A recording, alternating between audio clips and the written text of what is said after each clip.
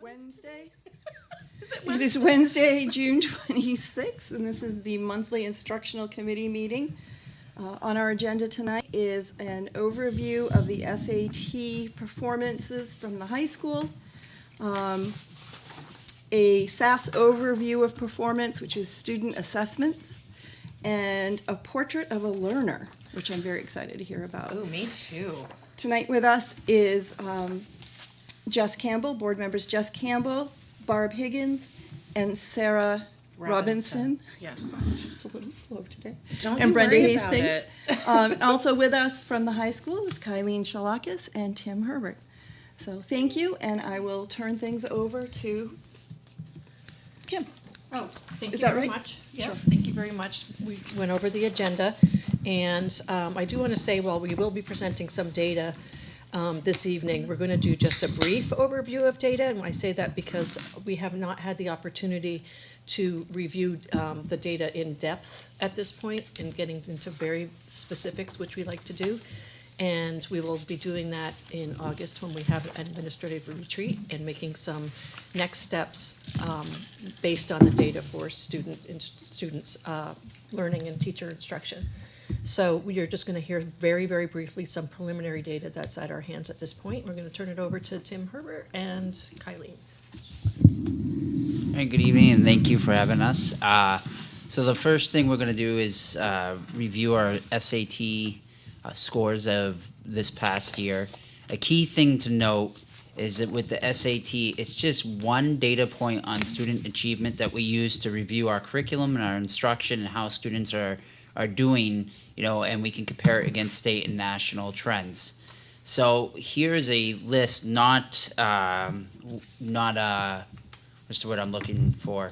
Not a complete list, but a list of other data points that we use when we're looking at student achievement and determining any sort of intervention, proactive strategies we need to put in place to, increase that academic performance overall for all students. So we thought, just as a way to start and also to preface the SAT data for this year, is to just take a quick look at even what we did this past year based off of the SAT data we looked at last summer, just so you get an idea of where we go with this. So for example, one of the first things we did last summer is we actually created and then shared some academic goals we had related to course grades and SAT scores with faculty and students. Our goal last year was to have 50% proficient or meet the benchmark in both reading and math on the SAT. We also had some goals related to their academic progress. And we provided time for teachers to collaborate in their schedule and adopted universal approaches to the grammar and the ELA area to hopefully see that increase our scores in the reading and writing sections. In addition, we provided Algebra 2 teachers because that's a bulk of the math that students encounter on the SAT. The same opportunity, have that opportunity for collaboration to dig in and use some SAT prep questions to get students used to the different types of questions they may encounter on the test. We do a lot more project-based learning than we have in the past, and that doesn't always equate to taking a standardized assessment. So we offered the PSAT to 100 10th graders free of charge this past year. One of the things that we've recognized, and this is going to come up later, is that it's tough when only 11th graders take the PSAT, because that's in October of their junior year, and by the time we get those scores back, we have very little time to actually address and intervene in ways that is more meaningful than just more test prep, which is not necessarily what raises scores. Mm-hmm. It's rigorous curriculum, it's reading widely and in depth, it's taking, challenging courses for them, so it's not a lot of time. So we offered it to more 10th graders, and I'll bring that up again later. That being said, the 11th graders did have SAT preparation times with Ms. Chalaskis, where I went over different things that they would anticipate, to expect. Made sure they were comfortable with the portal and the software. They knew how to log in. Those are the things that can kind of trip them up sometimes and just get them, not ready for it. So they did spend some time during wind blocks and out of their study halls with me. All right. And in addition to that, this year with math and our math program, first and foremost, we've went back and revisited our scope and sequence. When we do the SAT, students are being heavily evaluated on their mastery of Algebra 2 concepts, but they don't encounter Algebra 2 concepts or all the Algebra 2 concepts on the SAT till, May, June, April. When they're taking the assessment in early March, there's a large amount of that content that has not been covered yet. So we have swapped our scope and sequence to be Algebra 1, Algebra 2, and Geometry for students taking classes at the high school. That also opens up an opportunity for more equitable access to some of our higher level math classes that build off of the Algebra 2 concepts. And then this past year, and works with 6 through 12 PLCs, and talking what's going on in Algebra 1 at the 8th grade level with Runlet Middle School. We've also adopted the program Open Up Resources that we'll be using next year, which will help ensure not necessarily the instructions occurring the same way, but the same skills standards are being covered across all Algebra 1 classes. So that's just a glimpse of sort of what we did this past year based off of data we had last summer. That just gives you an idea, because similar to what Kim said, we haven't had a chance as a team. Our CHS work is tomorrow and Friday, so there's a lot more that's going to come out of this than what you're going to see today, but that's a glimpse of what we did last year. Cool. So even prior to our administrative retreat, we've been reviewing data to prepare for the next steps. We have to, we'll be drafting new goals, and that will emerge from us doing a deep dive into this data. Chris Demers puts together a masterful Excel spreadsheet that allows us to go from grades to different courses to different demographics, whether they're students with an IEP, students with a 504, whether it's free and reduced lunch. And we're able to really dig into different demographics that are struggling. We were able to look at student attendance, look at students' competency grades they received in their courses, and compare it to what we're seeing in the SAT data and other data such as iReady and other measurements we use to monitor students' progress. So we do quite an in-depth dive in that point, and then we take that to formulate our goals for the next year. Up here are some things that we're already taking on for this year. There are going to be some changes that we think in the long term we'll see some benefits. We increased the math requirement to 4 math credits. And for the 9th and 10th graders, last year's incoming 9th graders, this year's 10th graders, the juniors and next year's juniors and this current seniors are grandfathered into the previous requirements. Because of the timeline that we changed them, it wouldn't be fair in our eyes to subject them to the same requirement. Universal curriculum map across all CHS courses, not just departments, but the idea that we would be able to look at the standards and skills covered in a course that's offered in English as well as a course that's offered in social studies, see the overlap, see what skills or what competencies we're addressing a ton of or multiple times, and which ones we're not touching on enough. It gives us quite a really in-depth look into our curriculum. Kim and Kaileen have been instrumental in putting together not only just district level PLCs, but making sure we cover time at the high school level for department level PLCs for people to dig into different areas where we recognize that we need to do a better job of aligning with standards, better job of making our skills or competencies more overarching so they align with other courses as well as with the intent of the courses. And as Kaileen mentioned earlier, we did have 10th graders take the PSAT last October, 100, and we're looking to do more this year, right? We're going to have them all. Oh. Yep, I've already talked to Kim about that we're going to have all 10th graders take the PSAT. That's great. And that will give us better cohort data. One of the interesting things about the SAT, not like SAS, is you are always comparing apples and oranges. Last year's juniors to this year's juniors, so it's really difficult to know. It's really difficult to compare.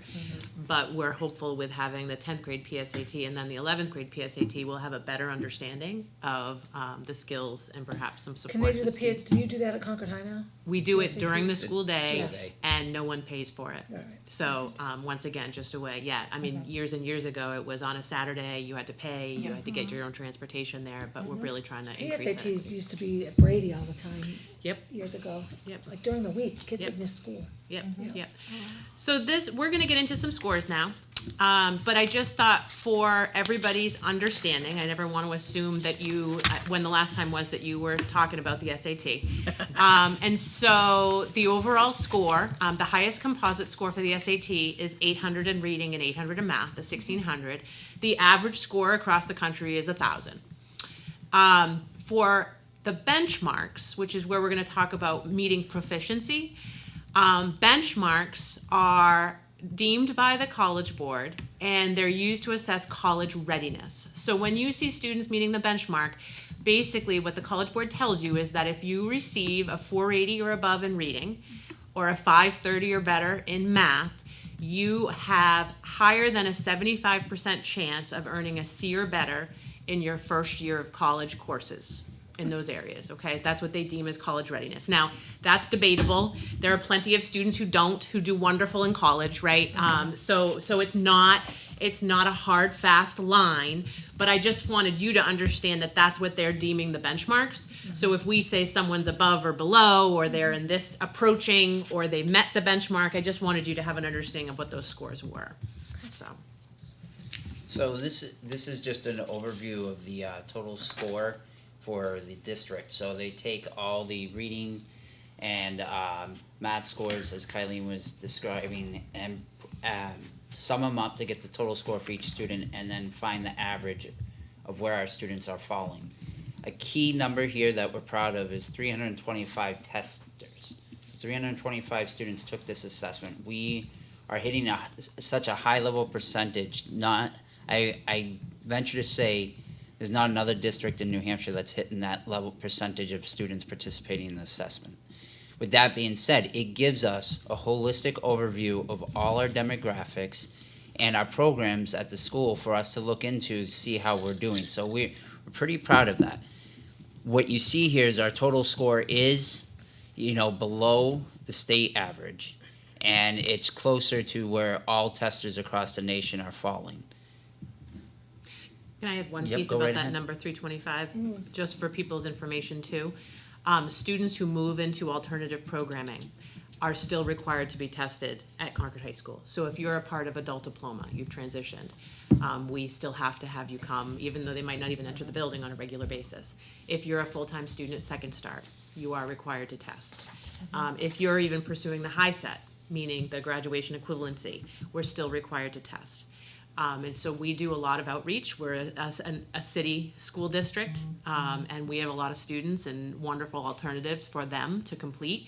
But it does make things challenging at times, especially when you're reaching out to a kiddo who, is well on their way on a path, and you have to ask them to come back and please take the test, because we have to hit a percentage of participation. I think we were just below 95% this year, probably about 92 or 93% is where we ended no up one's going to falling. compete with that. So, yeah. Well, there are smaller school districts who get 100%. I mean, just to bet. put Yeah. it out there. Yeah, There exactly. are. Yeah. Even in this region, there are some smaller school districts For who sure. do not have the same challenges we do. It's a good challenge, but it is a challenge to think Actually, Kaileen, I apologize. I'm really grateful that you mentioned that, when we are looking at different districts and we're looking at a statewide number, I just want to clarify for folks at home who might be concerned about us being below the state average or even the average of all of the testers, is it's not, we're not looking at all things being equal for each of these spaces, especially the state. And when you look at the way our, as a student's zip code dictates the type of education that they get in this state, I would say that a state average for us is probably wildly inaccurate, and that we're actually doing really, really well comparatively to the state when you consider the amount of students we have, city style issues that kiddos are dealing with at the same time. And we have such a broad demographic of kids. There's no one group that's propping the others up. Yep. So just wanted to clarify that for when folks are looking at those numbers. When you get the state average, it was my understanding that it includes Kathleen, could you use a microphone? sorry. Yeah. this might be erroneous, but my understanding is that when they were doing the state average, it would include the private schools, so Phillips Exeter, Phillips Andover, That would be St. Paul's, all of our private school Those data. are not all only public. Right, that includes all, and as many of you know, New Hampshire has a number of private schools, very exclusive private schools. Yep. Thank you. Thank you. So this is just breaking out quickly the reading portion. So what you just saw was the overall. So reading, our average was 49, the state was 508, all testers 486. Okay. And for math, again, we recognize we're falling short of the state average and all testers. What we do have later on in this slide, slideshow will go over the steps we plan to take next year that we think will help, improve this score and improve the academic experience for students to see this become more in line with state average or exceed the state average as our goal. Is that okay? So here again, looking at total scores, I would just bring your attention. This is sort of a bell curve, a distribution of the scores. And what you look at, you can see the actual numbers and compare it to state, and you can find percentages. But what I would bring your attention to, an easy read of this, is the shape. Our bell curve shape and distribution of our scores are virtually right in line with the states. So in some areas, if you were to break it down to percentages, we're doing better. In some areas, we're off a few percentiles, but we're close. So I'd just like to say, despite the diversity, I wouldn't say, even with our diversity that we celebrate, our scores are right in line with Avery School and the state of New Hampshire are scoring right now. So just this is what it looks like in reading and writing. I would say that we are pretty proud that we did have 57% of our students met or exceeded the benchmark in reading. So once again, comparing apples and oranges, but that is a little higher than we were last year for last year's juniors. Nice. So that was a mini celebration, and seeing that go closer to 60% of the students, which made us feel good. And this is the math side. Again, our scores, again, as we said earlier, not where we want them to be, but they are reflective of the scores across the state. You look at that bell curve, you look at where we're hitting. If we had the percentiles up there, you would see very close. What we're going to be doing in the next couple years, we feel, will shift our bell curve, and our intent is to see it go more to the right of that, and us to have a better bell curve than the state. So one thing that so those were overall achievement, right? How did they do? The very next thing we start to look at is how can we show growth in students? So even if they still didn't meet the benchmark, did they grow? Did they improve from the PSAT? And how do we chart that? So Chris Demers helped us pull this together. So what you see in the second column under total score is the number of students. And what he did is he captured for us how many of your students increased their score, how many of your students stayed the same, and how many decreased. And what I'll share with you is, in between the PSAT and the SAT, our English teachers, like Tim shared, they focused on some grammar and context kind of topics, because that's an area where we don't spend as much time, is sort of instructing around grammar. They did something with fidelity with 11th graders. The Algebra 2 teachers spent some time collaborating on what kind of topics perhaps the students hadn't seen yet. And in a good way, what you see is 198 test takers increased their score in reading from the PSAT to the SAT, and 154 students did increase their score from the PSAT to the SAT in math. So there were quite a few students who saw growth.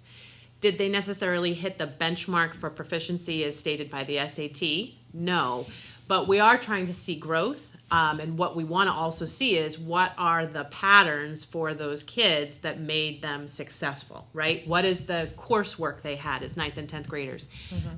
What's their attendance like? What's their, what did they experience in their curriculum?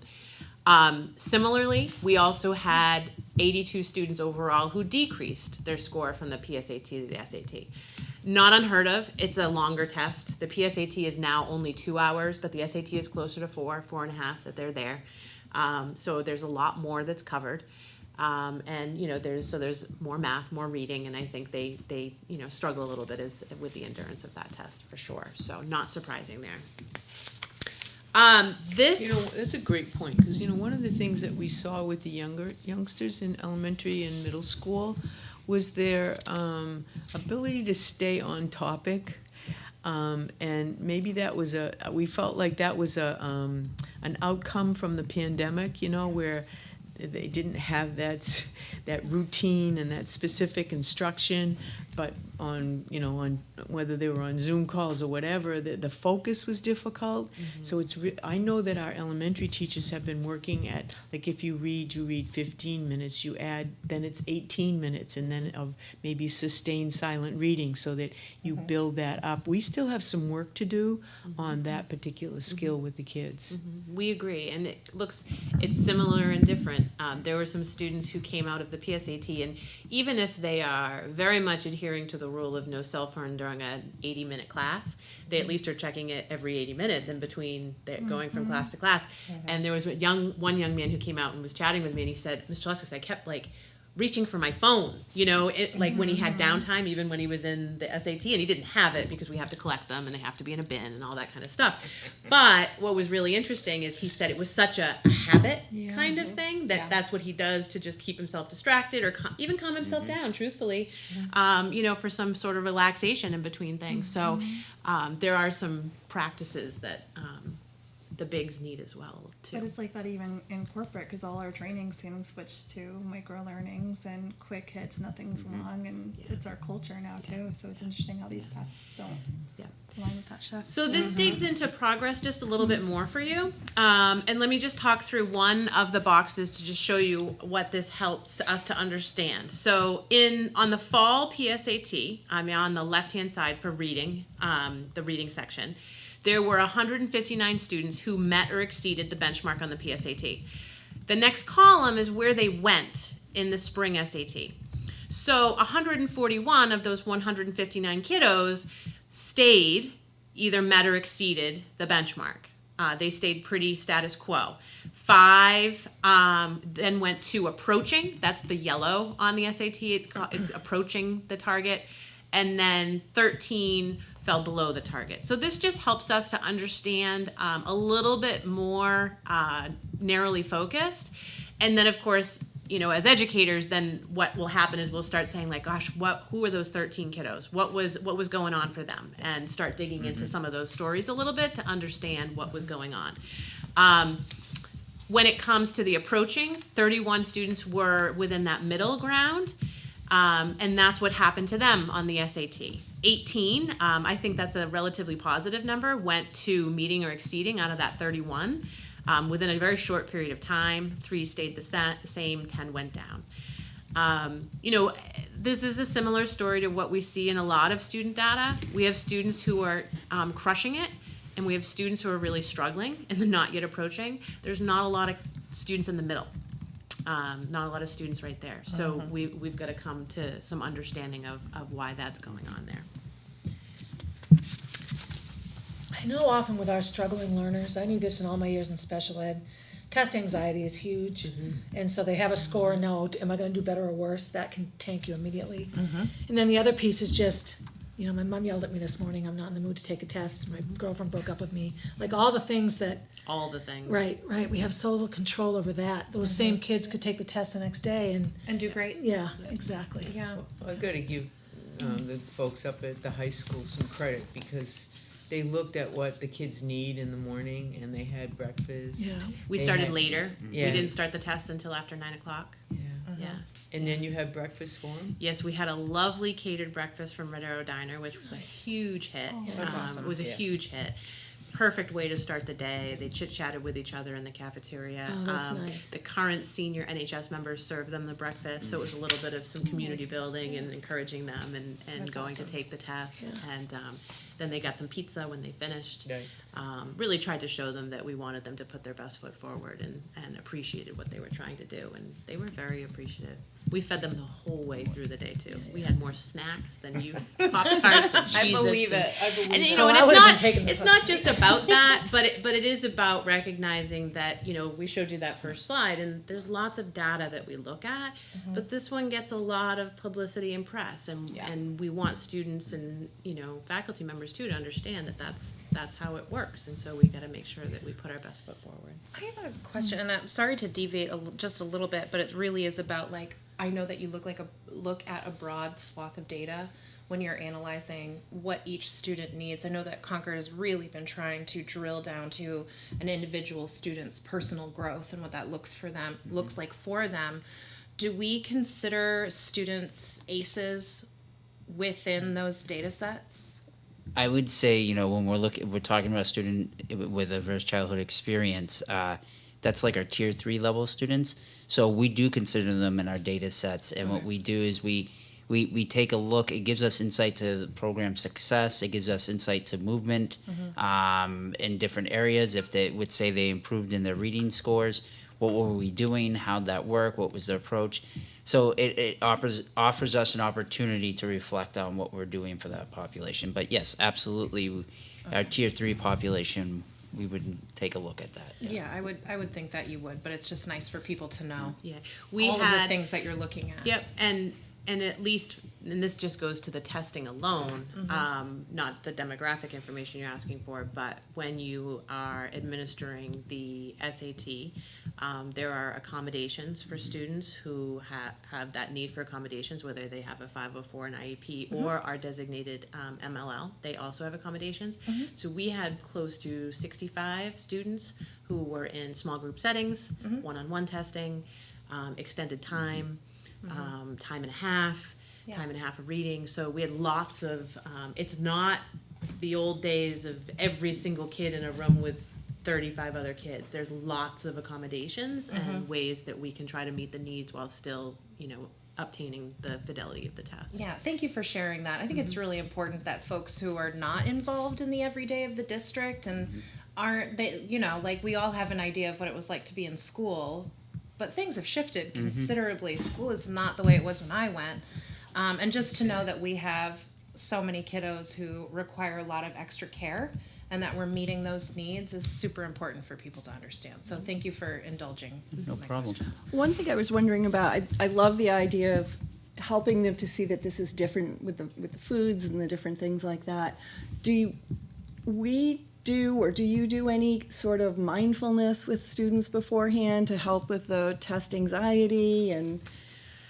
Explicit mindfulness, no, but we have tried to do a better job of accessing our school counselors to be the proctors in a consistent way. So I fully exhausted the school counselors during the PSAT and had them do the full administration. I bet. But it's because they do know the students and they do pick up on signals very quickly Right. and they do respond very well and they know a lot of students. Great. And they don't go into situations like that nervous. I don't know if any of you have ever administered a standardized assessment, but they have their own level of stress for the proctors that you're managing too if you've never done it before.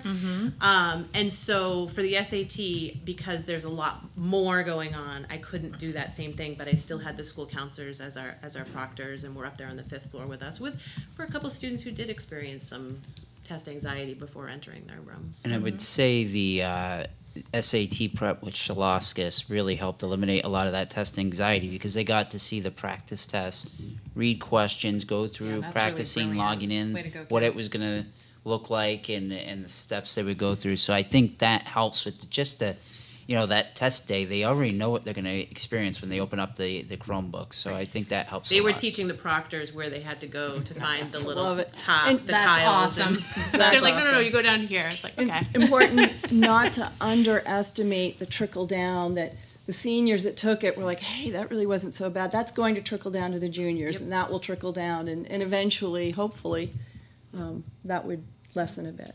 The anxiety might lessen a bit. So great job. Yeah. So what's next? Well, as we were saying earlier, the admin team at CHS will be going into a 2-day retreat where we really do a deep dive into this data and use it to set our goals for next year. And we use it as a tool to also set the agenda for 2 days or 2 half days we have with our building leadership team, the curriculum facilitators, which are essentially the leaders of the various departments in our building. And we use the data as well as those goals to really drive that meeting when we sit down and have discussions about what we're going to attempt to accomplish in the 24-25 school year. But as we mentioned earlier, that massive spreadsheet that Chris Demers puts together allows us to drill down to those demographics, allows us to drill down to the students with diverse childhood experiences, students on 504s, IEPs.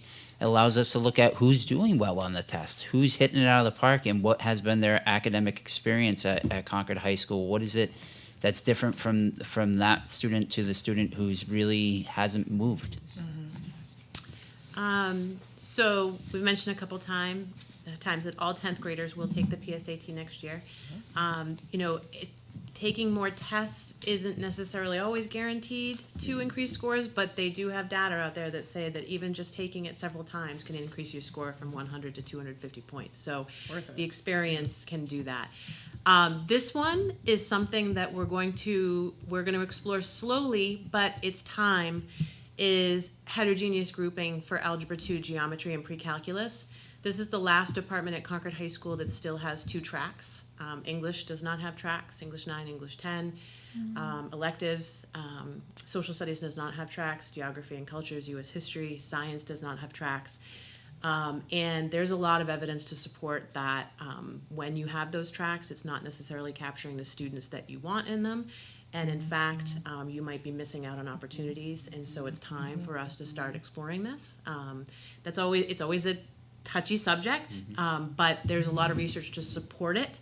And we also are noticing we're not seeing the same level of growth in math that we are in other areas. So it's time for us to have that conversation. But take it slowly, but we do need to have that conversation. And that includes, when we say we're not seeing when we dive down into the scores, we're seeing students who are in the advanced classes are not doing any better than the students who are in the general class. So that idea that the advanced track is better preparing them is false, based on our data alone, but... It's outdated mythology. Yeah. So, and with this type of a slow migration, I want to emphasize, it will not eliminate opportunities for any student. In fact, it will likely foster more opportunities for students who would not have access to higher level math because of the system that we currently have in place. Yeah. I had no idea we still had tracks in math.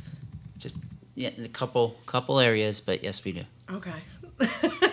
I'm glad we're going to be having that Can conversation. you share a little bit, and it's sort of related to this, but would you share the opportunity that you gave to freshmen and sophomores to visit advanced placement classes, and what happened when you did that? Yeah, so this was a 2-step process. So there's a book, and I'm going to forget the author's name, I apologize, but it's called Street Data, and it talks about how to consider equity and access for all students.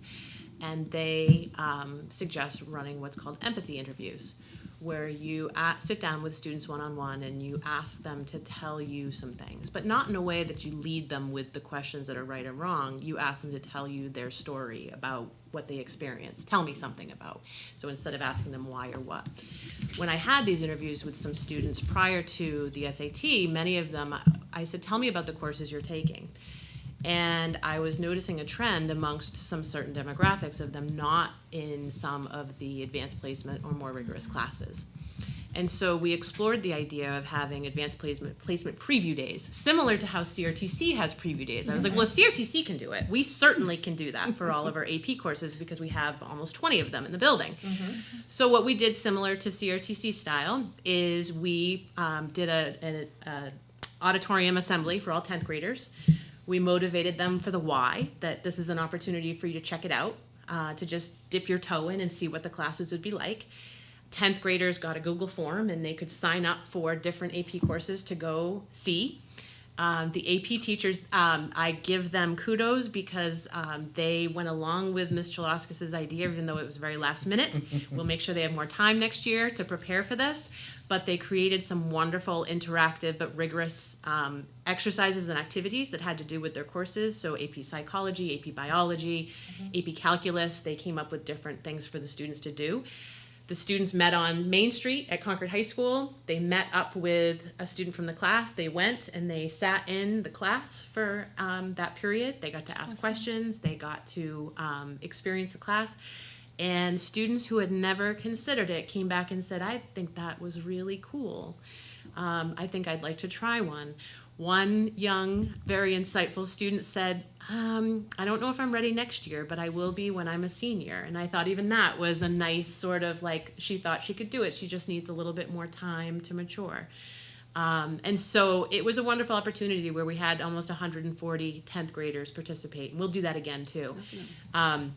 Related to testing, the research will tell you that taking rigorous courses, reading a lot, are what increase scores, not necessarily more fancy test prep programs and things like that. Those help a little bit, but really taking wonderfully challenging courses is what is going to help you the most. So it was fun. It was a lot of fun. I think an emphasis, it demystified what an AP class was 100%. about. Like, students got to see it, and as she mentioned, some were like, I think I can do this, where others were like, I know what the bar is now. Right. I'm going to work towards it. Yep. Didn't take it off the table. That was it too. A lot of students, they have no sense of what they're reaching for if they don't have siblings or family members who know what happens in those courses. Right. And we are a city school district and we have a lot of students who haven't had those experiences. And so it did, that's a great word, it did demystify the program. Very cool.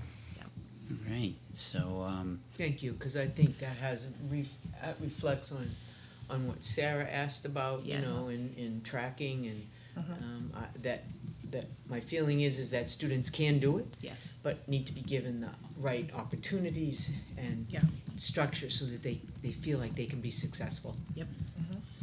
and some of the efforts this year have been to really dig into, I know it's an EAST requirement, but it's been an effort with the PLCs from K through 12. It's been an effort at the high school as well, in our departments and across common courses, is to have that guaranteed curriculum. A common curriculum, the competency skills students are going to be exposed to, standards they're going to master, and when they leave Tim Herbert's Algebra 1 class or Kaileen Shaloskis' Algebra 1 class, you can guarantee whether the instruction was delivered in a different way, they covered those standards and competencies. The students got the skills when they left. So that in itself is gonna, it's a slow moving ship, but it's been happening this past year, and it's gonna continue to make progress, and that's gonna be a significant change for us. Again, talking about some of these ideas around the AP preview days, around tracking some of the math classes we have, looking into our student data and really looking at proactive programs. Over time, our focus is this is going to give equity and access to the rigorous programs at Concord High School and give students a fair shot at achieving to whatever level they would like to go to. One of the things, and I always go back to my years working with kids on IEPs and 504s and all, but we don't give kids enough credit for listening to our expectations. So, when, I'm going to put you in a math class that'll be a little easier for you. It's not a relief to them. They're just being told they can't do the hard one. And I also know in my years of supporting kids in tutoring, working in tutoring, so many times when a kid was in a class with a lot of smart kids, like thinking they couldn't do it, they learned something because they heard a student asking the teacher, they listened to an interchange that wasn't them. And that's how they learned things. So if they're in a class where no one's asking those high-level questions, they're not hearing them. And so, it's one of the supports around mixing ages a little bit. Like what I like about Concord High is you don't always have just one grade in a class. So you have a 17-year-old and a 14-year-old in the same class learning the same thing, but they're very developmentally different. It's just a huge beneficial brain function, I think. It just makes such a huge difference. And then Gracie, my daughter, severely learning disabled, got into CRTC, and her CRTC teacher said, you should take AP Psych. And she's like, no way, no. She got straight A's in AP Psych. She nailed it. And so it's the same thing. It was just a matter of shifting our thoughts to, you have to be a certain thing to take this class. And, well, maybe you have a different kind of smarts that will make you shine in that class. So I love all this because sometimes the students learn from the other students. It's not about the teacher always. And so they get to hear all that stuff. Good observation. Yeah. Any Thank you. questions? No, Again, this we'll is have really more info. helpful. Yeah. Yeah. Good it luck up. with your retreat too. Can't wait to see what you bring us back next time. It's Yes. always wonderful to hear from I'm you guys. sure we'll be Yeah. around to share our goals for the year and, Yeah, of course. and whatnot, so. And one of the nice things, this will be reinforced when we meet as a administrative retreat. We have a couple of days, we're all together, all grade levels. K all the way up through 12th grade. So that, we share that information because it's important that that information come from the little ones all the way up and from the older ones all the way down. Well, and I was just thinking, as Yeah. Barb said, that, the students can learn from each other. Our administrators learn from each other. From That's each other right. as well, That's right. so that's That's great. Thank you. Thank you very much. Yeah, I appreciate y'all very much. Hope you're getting some downtime too. What?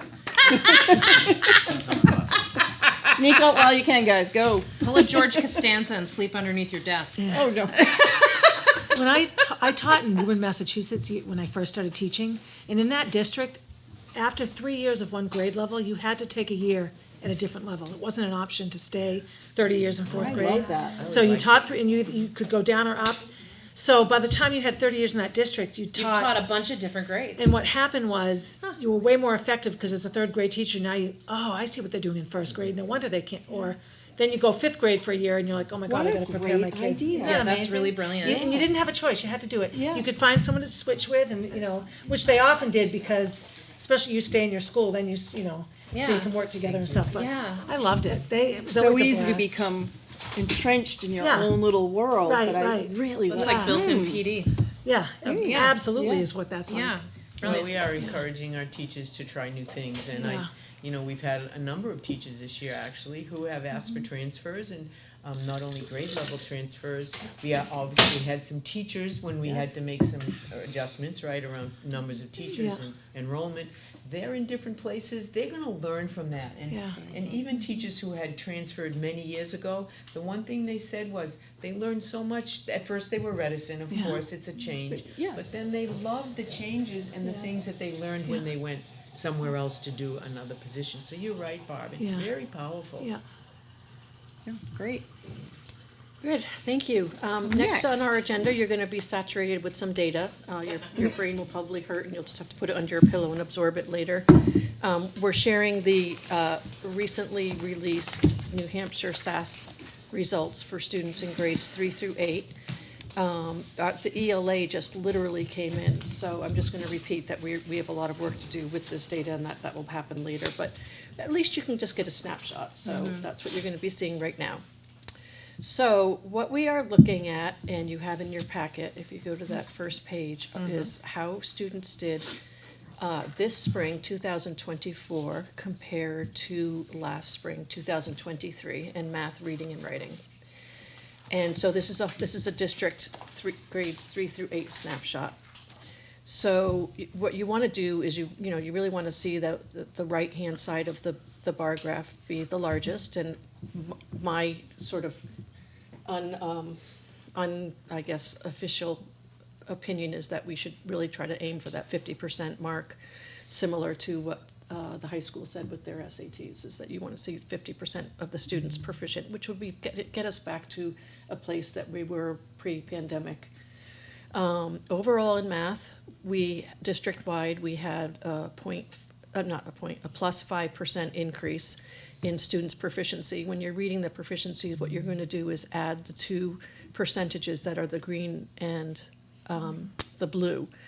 So in the spring of 2023, for example, we were at 33% proficient, and we increased that to 38% proficient. I'm so sorry. So is this the same cohort more or No. less year over year, or is it just the grade itself? This is the whole district students composite. So it's all grades 3 through 8. At a district level, this is where we fell when we averaged I'm all of sorry. it. Yep. Okay, Yep. that's fine. But we will have that information. We're working That's where- on Yeah. showing you So that's what like you're saying last we'll year's have. third grade and Okay. how they did in fourth grade. Yep. We're working And that on is by that. cohort. Yeah. We'll have that. Yeah, Okay. I have I'm it in the jumping next ahead. slide. That's a problem. good, Yeah. no, that, we'll get that to you. Yeah. Okay. And so, with reading and writing, as with in the past, we've tend to do better in reading and writing overall. And you can see that we also went up district-wide on an average of 5% compared to last year. Kim, can I just be a pain in the neck? Like what we're learning about standardized testing, and especially ones that aren't designed within a district and by the educators that are utilizing curriculum, when it's just a straight up standardized test, what we're really measuring instead of kids' academic proficiency is actually closer to how much income their family makes, what neighborhood they live in, what kind of access to resources that they have. So I'm just sort of, when we're analyzing this data, do we take that into consideration? We actually will end up breaking this down by demographics, Okay. race, free and reduced lunch, Title I, special ed students, and Okay. every building is doing that, and then Okay. creating goals for their students. So Kathleen and I have already had an opportunity to look at all of the building-based data. Okay. And so we know that we have some work to do at specific buildings. But what we're having the administrators do in August is actually go into that data. Who are those students who are in that 33% last year and now 26%? Is that the same group of students who are still in the red? Have some of those students gone down? Have some of them gone up? What is their profile as a learner? And then we set goals for every building will set goals to address those students. So that doesn't great. really Okay. mean anything until you drill down to the Well, student. that's kind of what I'm looking at this and I'm like, this actually doesn't tell us anything. I mean, it's great that we went up 5 points or 5 percentage points. That's great. I mean, it means there's growth and improvement, but at the same time, it's just very vague. I think it's also important to remember that what we're trying to get back to pre-pandemic. So pre-pandemic, these numbers were all 50. We were closer to the 50%. Yeah. And it was the same, kind of students that we had. So our goal is to get back up to that 50% as a total. Yeah, and I just work has changed for these kids' parents and guardians. Inflation has not gone down. The housing market is crazy. I'm not surprised. It's so difficult to get over this hump of what the pandemic did to our communities by and large. And so it's not wholly the district's job to bridge that gap. It really is community wide, and it has a lot to do with family income, stress You of will parents. see that some of the wealthier districts will have higher scores. Oh yeah, of course. That's to be a common- expected. Yeah. And have returned to pre-pandemic. Right. And we saw that, but we know that we have work to do in other areas. Even though this is a very vague number, it, for us and for the staff who have been working on it, at least it shows that we've improved, and that was our goal, right? We said, let's try to, thinking my goals, mine was a little higher than that, I think it was 10%, but I'm happy with 5% growth in a Yeah. sense that I know that we're moving that dial. Yeah. Maybe not as quickly as we Yeah. want, but we're moving But we're it. moving Yeah. it, Right. and I think we can see that pretty much. We did find a couple isolated places, though, that we saw some issues, but we also know that there were reasons for that, Yeah. just like you described. Yeah. There's all kinds of things that go into what this is. It's not just how much a kiddo knows. Exactly. Yeah. And they are, the SAS, the New Hampshire SAS, is based on national standards. And we try to make sure that our curriculum is aligned to standards. And so some of the work that Kaileen was explaining is looking at K through 12. How are we teaching the standards, addressing them? Where might some of these scores be down, so you can drill down, like for ELA, you can drill down and say, oh, it's with informational texts that we may have fallen down, because you can actually drill right into the standard. Brilliant. Finding the main idea, so we can adjust our teaching based on that information as well. Cool. So cool. it's a lot of data to go through, but I just really wanted to give you the overall picture. Thank you. This is what you were talking about, Jess, is the next slide. So this is, Jess, you were ahead of us. so I don't know where I am. this, it's okay, it's okay. Leaps and bounds ahead of the rest of us. You're doing I'll great. say nothing. You're good. Yeah. There's ice in the freezer. Do you want me to get it? So, Oh, I just thought of that. Yeah. so, okay, go ahead. So, yes, so our third graders, obviously, we don't have data from them from last year because they start the SAS test in third grade. We can see, again, what I'd like to do is to say, do the green and blue, how close to that 50% are those bar graphs showing us where students are? Now, here is, you can see from this real quick snapshot that third graders, the same students who were tested last year in third grade, did 2% better in math this year. So this is student to student. Not necessarily, I mean, doesn't mean that all the yellow stayed with yellow or yellow went to green. It's not that clear, but anyway, we did increase our overall score by 2% in third grade. Fourth graders last year, fourth graders, and this year's fifth graders went down by 8%. And that's a place where we're really going to have to look at that data. And I have to say that is not unique to one building. It was unique to all of the elementary buildings. The students did poorly at that grade level, the fifth grade level. No kidding. So That's this is the Phoenix's group. grade. Think I'm about so this group. And three of the board members have kids in this grade. yeah, in this And cohort. Yeah. So Think I'm about curious. think about where these kids were 4 years ago. I mean, Okay. Phoenix was in first grade. Yeah, Yeah. Or second and they, grade. we know when Yep. we've been watching these kids, right, all the way through.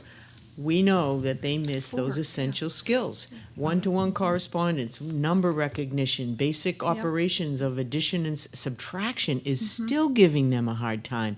And that was a skill that is part of the curriculum in first and second grade. Yep. Those kids are right there. Yeah.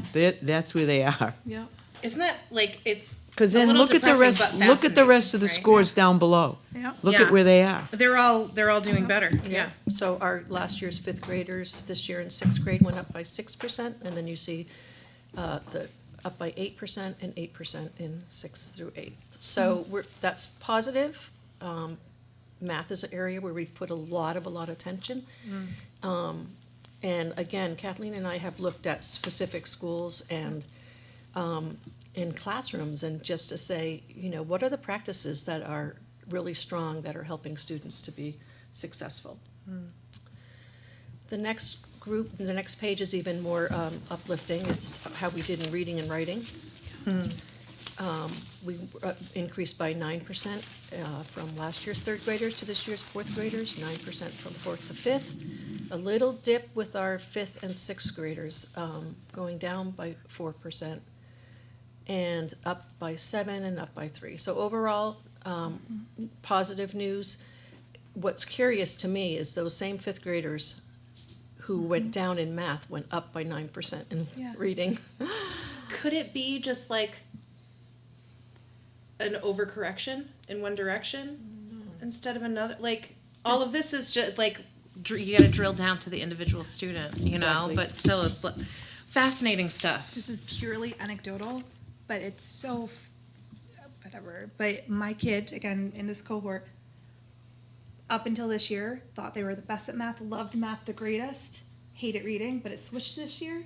And even their SAS scores switched too, where suddenly they're rocking and reading and hate math. So it's weird this age, like it just Also, we have to consider my kiddos identifies as female. Yeah. And there's something that happens around this age. Is that where they come into 11, 12, 13 years It's old, and the wild. confidence that they used to have Yeah. in STEM-related fields starts to wane It's because crazy puberty is seeing it. hitting Yeah. and the culture is hitting them, and all of this messaging about Yeah. where feminine people belong and where they don't. Like I'm seeing that happen at home too.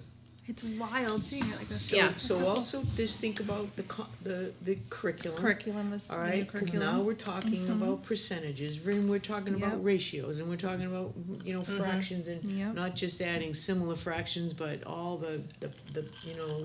unlike It's getting fractions intense. and- Yeah. Right, it's all very challenging, and again, if you don't have that strong foundation, you're gonna struggle a little bit with Yeah. that, so we know that, and that's where a major focus has been with So our, interesting. with our teachers.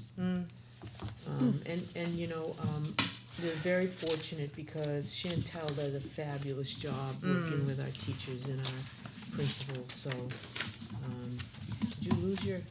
It'll come back.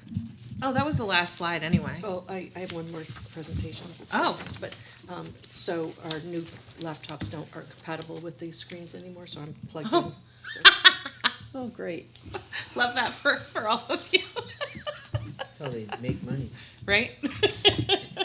Everything goes obsolete Any within other a couple of questions years. around that? Just a thank you. Yeah, thank you just for it that. looks like hopeful stuff. It does. Yeah. And we'll bring you some more data, and Brenda, I don't know if you wanna bring this to the board too and do a presentation after we dig down deep again. I think 'Cause when we have more information, it would be Yeah. very helpful for the board to understand that, because this is the crux of our work. This is all of it. Yes. Yeah, I think the Our kids presentation in do the fall is really important, because that also is a time where we're To the talking entire budget. board. To the entire Yeah. board. Yeah, okay. And Yeah, I this- think we're so. talking That's what I would budget, and we Yeah, might say, well, that's this what I is would why like. we might be bringing in a, Please. Yeah. Remember this for February and March, when we're looking for more money Kim for will. certain. She knows. Right. I saw Yeah. you write Right. it down. yeah. It's a good You time you good for us a little bit more here? Sure. Yes. The portrait of a One more learner. I'm point though sorry. to remember is that Kim has brought in a new math series, so we're gonna Yes. be undergoing a new, a What's- lot of training in the new math series. and What's so- the expected time, or is there an expected time for where we could start to see the growth? Are you expecting it immediately in the first year, or is it going to take a year or two? I would give it a year or two. Okay. Nonetheless, I have a lot of confidence in this program, and I have a Okay. lot of confidence in the educators. It's a very different approach. You heard Chantel talk about it, very discourse-related, students talking about math. That's very cool. Yeah, a very strong problem-solving. And it also has, I heard you ask that question about the SEL kind of component. Every lesson starts with talking about mindset. Great. Brilliant. Love that stuff. So, as you know, all districts are required to have sometimes it's called a portrait of a graduate, and other times it's a portrait of a learner. Sometimes you'll see people say it's a portrait of a student. We happen to call ours a portrait of a learner. And I wanted to just quickly share with you the process that we went through.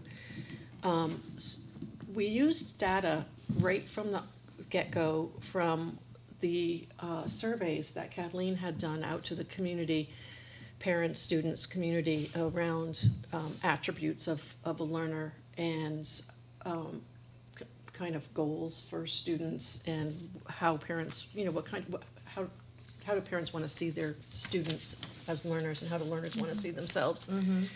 So we started off with a vast amount of data right from the start, and then Mary Wilson helped steer a committee over the summer, which also had board representation on it and parent representation, to look at that data and establish priorities. We also worked with our administrators.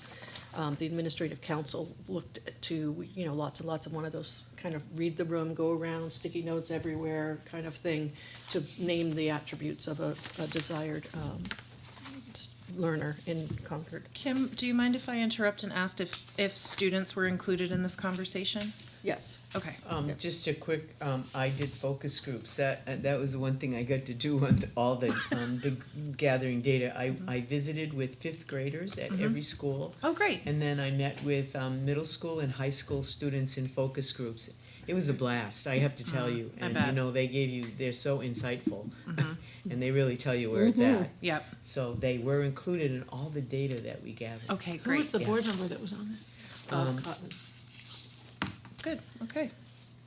So, I offered to be a part of it and then did not have the time to follow through.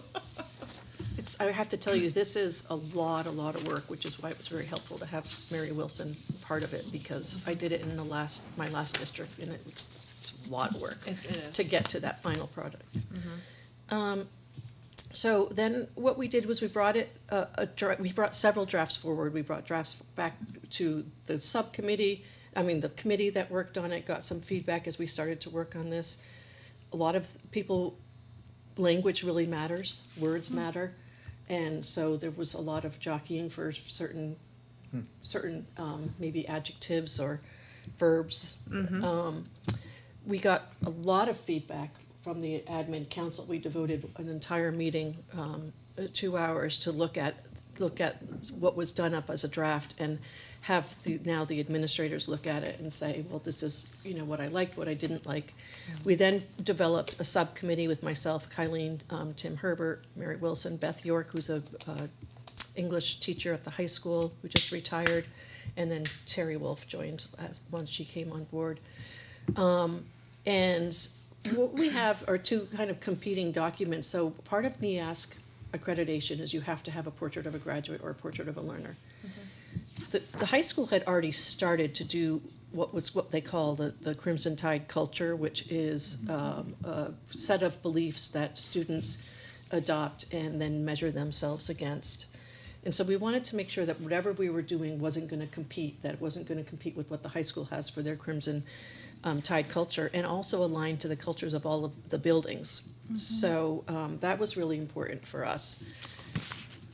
Then we did a second draft, shared that, received some more input, went back to the subcommittee for considerations such as who is the audience, is it rich and rigorous enough? Some things that came up was, is it too wordy and not accessible to parents and the general public? Trying to hit that sweet spot between what we as educators make, the kind of the jargon that we use, but also be able to have it relatable. So we got down to our final language, which is what you're seeing in this poster size this piece of paper, which is our draft that we would like for you to bring to the full board for consideration for adoption. This has been through many iterations, and we put it out to bid for a graphic design. We ended up going with this design, and we feel like it really captures what the kind of commitments and priorities were from all of the people involved. Having worked with the high school on the MTSS and the Crimson Culture things that they're working on, how does this align with them? I'm concerned, they've got new posters and banners and things that they're going to be putting all up, and they've worked on a logo and they have their own colors, and now I worry that if we come in with this as well, it could be a little overwhelming for students and staff. So we, as you may have seen, that subcommittee included Tim Herbert, Kaileen, and Beth York, because we feel as though while this is pre-K through 12, it's really kind of an outcome-based, so it really is heavily attached to the high school. So a lot of the language is in their Crimson Tide culture. It's very, very nicely aligned. And then we said, go for it if you want to change the colors to be crimson. So the high school may use this, but use more of their Crimson Culture. I know they have their own logo that they worked really hard on. Could that be in the little, where the logos are, the little designs in the circles? They may insert that and use their red. As long as the language doesn't change. Right. I would, each school will have their own personality, as you know they do, right? Right. And so as long as they take the basic concepts of this and use it in a way in their building, I'm fine, but this is going to be the guide for everyone. Right. And how Broken Ground wants to use theirs, that's great. Or how Concord High School wants to use it, I think it's fine, as long as we stick to these basic tenets of creative and collaborative. Absolutely, and I think those do work very well they with do. what they were doing. Yes. I That's a very developed good point. competency rubrics, and I kind of see this aligning with that. So what I did for contact centers for TD Bank is very similar to this, but then it's just different levels. So I almost view this as like basic is maybe the elementary schools, and the Crimson could be the advanced versions of this. So Yeah. this is like a nice basic that everyone can build on and do, and lots of companies are aligning with that We too. have a vision in the district, a Yeah. vision and a mission statement, but yet I know that each of the schools also have their, Mhm. you know, they've kind of taken that and Absolutely. developed their own based on their students and their families. This is beautiful though. Mm. It's And I- very dense for it being one poster. There's a lot on here. I'm not an English major at all. Should there be a period at the end of that, or no? So I relied on Terry Wolf for that. Okay, that's and really she- bothering. And she's said that no periods throughout the document, that it's not recommended. Okay. We did struggle with that, Sarah, because there is a lot of information on here. You know, making sure that people see it, and we really wanted them to pick up on the three big categories, you know. I think this is creative, done incredibly collaborative. well, and that it's like top level, and then if you want to read a Yeah. little bit deeper, for Yeah. sure. Please don't take it as a criticism. It's just like No, we we have agree. a very dense definition of what our learners are.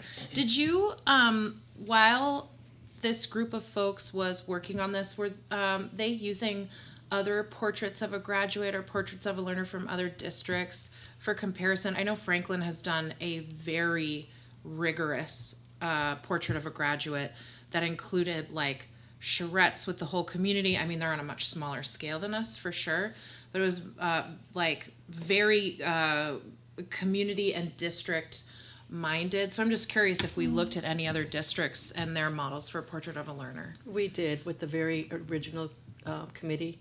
They had lots of model products. Cool. And you know, and they've looked at, you know, online and, you know, all of that. We talked about making these links that, like hyperlinks that you could click on if you wanted more. But Terry Wolf was really as our, you know, director of communication, was really our person that said, we have to think about accessibility. You know, that is, are there certain persons that would not be able to access it with the link? And when it goes to the link, are there too many visuals? So she was kind of our gatekeeper around that. Yeah. But I like the idea of that, because I can see that we might have people that aren't sure what this means. So if they had a link that they could click on to get maybe examples or different explanations of, you know, what does it mean to access credible resources? You know, they might not understand what that is. So it would be nice to be able to give them a little bit more on that. Yeah. I see this is a really good opportunity to highlight students in a way too. Like who is exemplifying the, like anecdotally, who's really showing themselves to be creative and skillful, who is really noticeably collaborative in their classes or self-directed. That could be a really great way to highlight achievements of students that potentially, like maybe from grade-wise specifically, they may not have that kind of recognition. You know what I mean? Like, could be a really neat way to uplift a lot of students and saying, like, when we talk about being self-directed, this is what we're talking about, and like a great way to give some kiddos a high five. Great suggestion. They definitely will be doing that at the high school with the Crimson Culture, because students have to assess themselves. Oh, that's And these- great. These Yeah. components of there's nothing in here that's not related to To what they're their already doing. self-assessment and reflection that the students do. Oh, that's really cool. Yeah. Yeah. Good for them. So we, Well, you know, I was thinking about what Brenda said, maybe when we're gonna post this online.